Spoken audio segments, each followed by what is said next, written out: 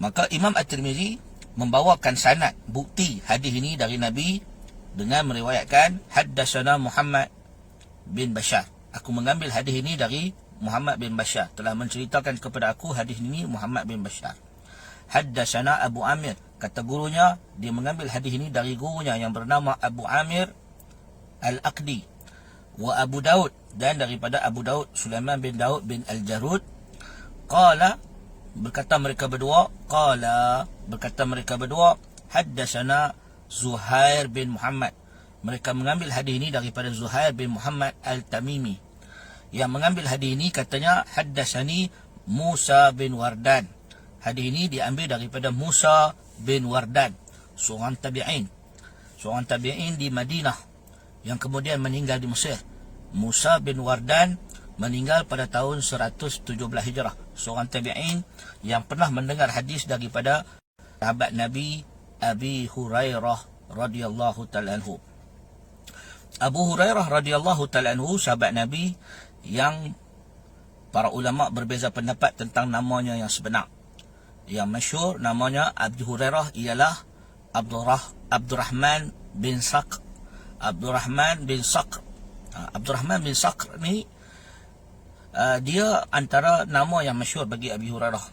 Tapi nama sebenar dia ulama berbeza pendapat kerana macam-macam kata nama ni, ada yang kata nama ni, ada yang kata nama ni. Dalam Ibn Hajar dalam Fathul Bari menyebut nama Abi Hurairah ni ada sampai 30 pendapat. Banyak orang bagi pendapat di kalangan para ulama nama sebenar dia sampai 30 nama. Tapi nama dia yang masyhur ialah Abi Hurairah, meninggal pada tahun 57 Hijrah. Abu Hurairah, sahabat Nabi SAW yang meninggal pada tahun 57 Hijrah ini, nama sebenar dia yang kita tak tahu. Yang masyhur ialah Abdurrahman bin Saqr. Baik, dia banyak meriwayatkan hadis Nabi dan merupakan sahabat Nabi yang paling banyak meriwayatkan hadis dari Nabi, sampai 5,000 hadis. Ini kerana masa dia hidup dengan Nabi, dia bujang, dia tak kahwin. Ketika orang lain sibuk dengan rumah tangga, Abi Hurairah sibuk dengan belajar dengan Nabi. Dan dia tidak ada pekerjaan, dia menganggur. Sebab dia adalah ahlus sufah, orang yang merantau. Dia tidak ada pekerjaan, dia tidak ada isteri, dia tidak ada anak, dia seorang diri bersama Nabi SAW dan ibunya yang dibawa datang dari Yaman. So dia dengan mak dia saja, dan dia fokus hidupnya dengan mempelajari hadis dari Nabi SAW. So jadi Abi Hurairah ni dia banyak meriwayatkan hadis, sampai 5,000 hadis Nabi dari dia seorang saja. Dan dia adalah sahabat yang mulia. Baik, Nabi SAW dalam hadis dari Abi Hurairah ini, Nabi bersabda suatu hari kepada para sahabat, ar-rajul ala dini qalilih falyanzur ahadukum man yuqalil. Seseorang itu akan berada dalam agama sahabatnya, maka lihatlah dengan siapa dia bersahabat atau berkawan. Anak-anak yang dikasihi sekalian, para ulama apabila membaca dan melihat hadis Nabi ini, maka mereka membuat ulasan bahawa Nabi SAW sadiqul masduq, seorang yang berkata benar. Perkataan Nabi adalah perintah dalam agama. Nabi kata, lihat dengan siapa kamu berkawan, kerana kamu akan beragama dengan agama kawan kamu. Kenapa jadi begitu? Anak-anak dan sahabat-sahabat yang dikasihi sekalian, dalam hadis yang lain daripada Anas bin Malik, sahabat Nabi yang meninggal pada tahun 93 Hijrah. Kata Anas bin Malik, Nabi SAW bersabda, al-mar'u ma'aman ahab. Seseorang itu bersama dengan orang yang dia sayang.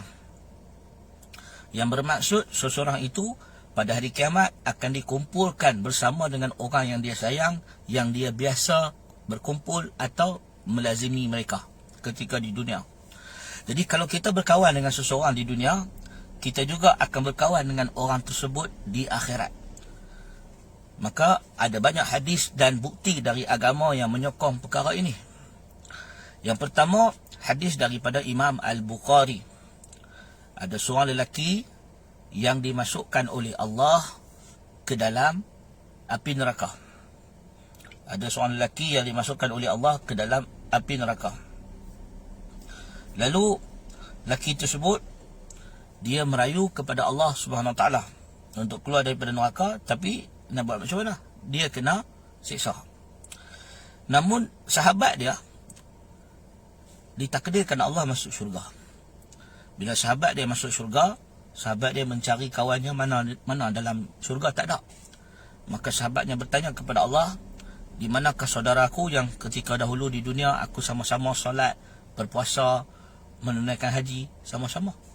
Kata Allah, sahabat kamu berada dalam neraka. Lalu dia berdoa kepada Allah, ya Allah, keluarkanlah sahabatku dari neraka, masuklah dalam syurga dengan aku. Maka Allah makbulkan. Allah suruh lelaki ahli syurga ini pergi ke neraka, keluarkan saudaranya, kawan dia dan siapa yang dia kenal di dunia dahulu, masuk syurga dengan syafaat dia. Maka dia pun pergi neraka, selamatkan kawan dia, masuk syurga. Maka hadis ini adalah hadis yang sahih. Maka sebab itu kata para ulama di dalam syarah Sahih Muslim, ketika Imam Ibnul Jauzi Al-Baghdadi membacakan hadis ini, dia menangis. Lalu dia berkata pada murid dia, kawan-kawan dia, dia kata, bila dia bacakan hadis Nabi dalam riwayat Muslim dan Al-Bukhari ini, dia kata, kalau kamu mendapati aku dalam neraka satu hari nanti, tolong minta dekat Allah, suruh keluarkan aku masuk syurga. Maka itulah keuntungan bersahabat dengan orang-orang yang saleh, kerana mereka boleh memberi syafaat. Hal yang sama disebutkan daripada Imam Hasan Al-Basri, seorang tabi'in yang meninggal pada tahun 110 Hijrah. Kata Imam Hasan Al-Basri, banyakkan berkawan dengan orang-orang yang asdiqaul mu'minin, orang-orang yang beriman. Fa inna lahum syafa'ah. Kerana orang-orang beriman yang kalau kita kawan dengan dia, dia akan jadi syafaat, bantu kita yaumul qiyamah, pada hari kiamat. Jadi anak-anak yang dikasihi sekalian, apa yang kita nak sebut ialah berkenaan dengan kepentingan memilih kawan dan memilih sahabat yang baik-baik, supaya kita akan beragama dengan agama yang dia pegang, yang dia berada, dan kita tidak menjadi sesat.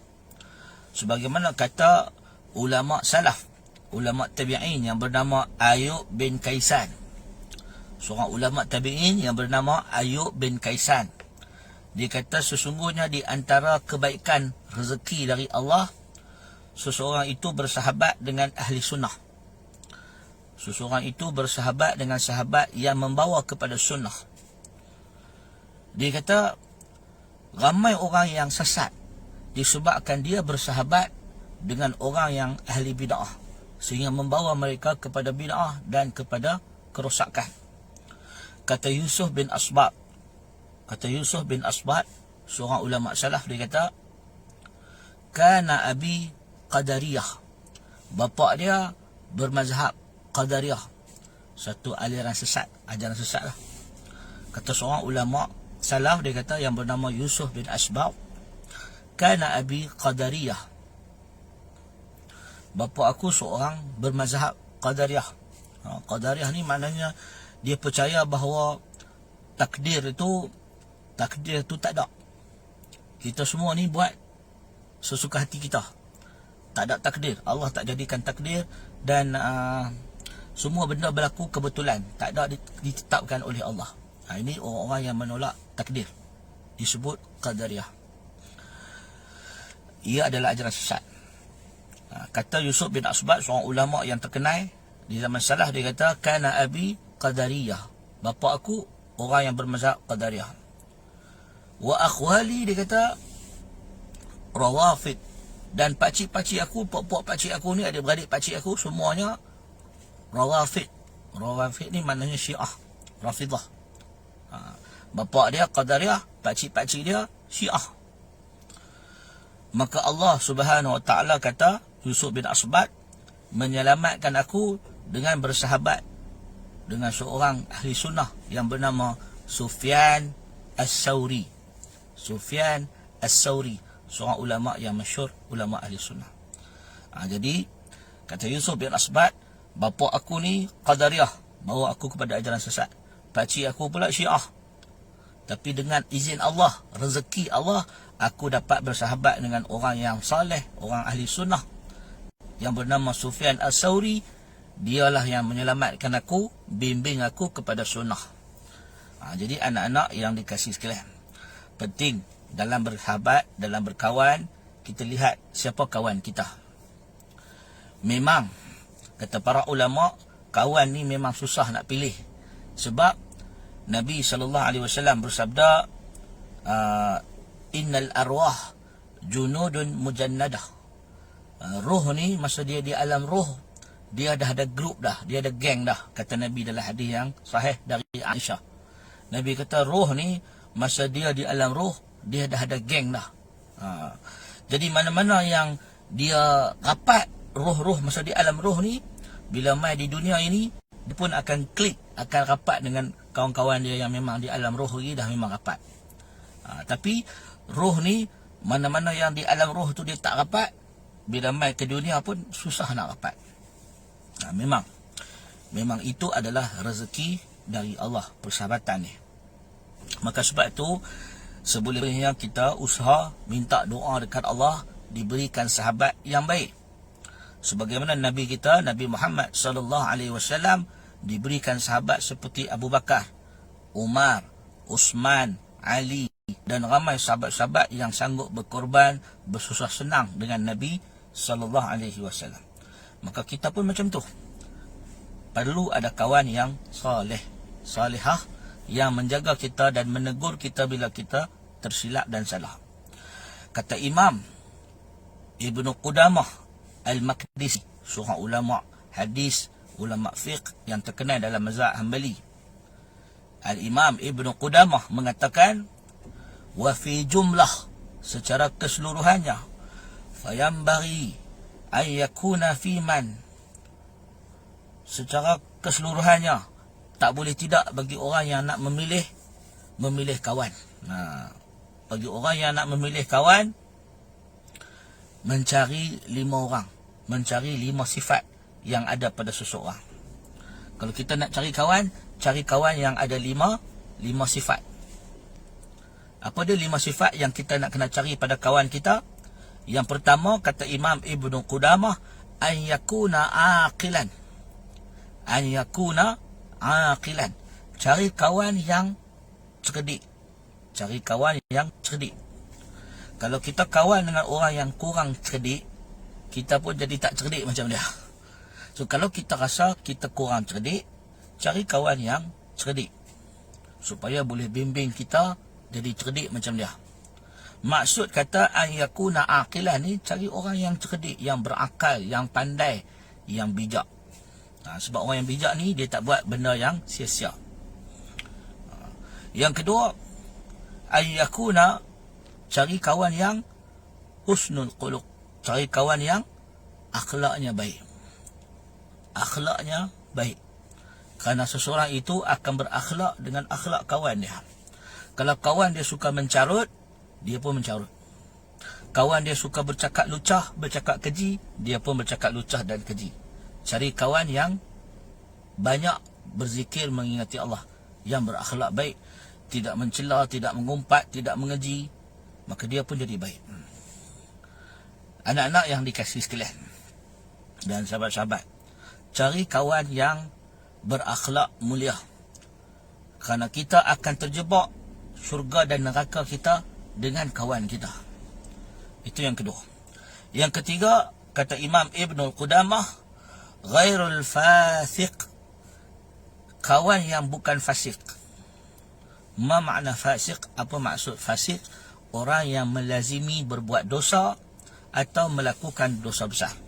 Orang yang selalu buat dosa atau orang yang melakukan dosa besar disebut fasik jika dia tidak bertaubat. Maka kata Imam Ibn Qudamah, jangan cari kawan yang fasik. Kerana apabila Allah timpakan azab, bukan kena kat dia saja, kita-kita pun kena sekali. Maka sebab itu, dalam zaman moden hari ini, maksud orang yang fasik, orang yang buat benda derhaka kepada Allah dan Rasul, kepada ibu bapa, kawan ajak buat benda salah, kawan ajak isap dadah, kawan ajak tengok gambar lucah, kawan ajak buat maksiat, kawan ajak mendekati zina, kawan ajak meminum minuman yang memabukkan, kawan ajak pergi tengok benda-benda maksiat, maka itu adalah kawan yang fasik. Kerana akibatnya doa kita kepada Allah tak diterima, ibadat kita tak diterima. Maka sebab itu jauhi orang-orang yang fasik. Habis ustaz, kalau semua orang tak nak kawan dengan dia, siapa nak kawan dengan mereka, siapa nak tolong mereka? Itu kerja pendakwah. Kerja kita sebagai pelajar, sebagai anak muda, menjaga diri kita dari terjebak dengan perkara-perkara ini. Nanti adalah ustaz, adalah ulama, adalah ustazah, adalah guru agama, adalah orang-orang yang bertanggungjawab pergi buat benda kerja dakwah. Tapi kita jaga diri kita terlebih dahulu. Itu lagi penting. Yang seterusnya, kata Imam Ibn Qudamah, wala mubtadi'. Jangan kawan dengan ahli bid'ah. Ini pun sama. Kita pergi kawan dengan ahli bid'ah, saat lagi kita pun join ikut dia. Jangan. Wala harisun ala dunya. Dan jangan yang terakhir, kawan dengan orang yang rakus terhadap dunia. Rakus sangat terhadap dunia. Pagi fikir nak dunia, fikir seronok. Petang fikir nak seronok, malam fikir nak seronok. Siang, malam, pagi, petang fikir seronok saja. Tak fikir pasal ilmu, tak fikir pasal ibadat, tak fikir pasal orang lain, ibu bapa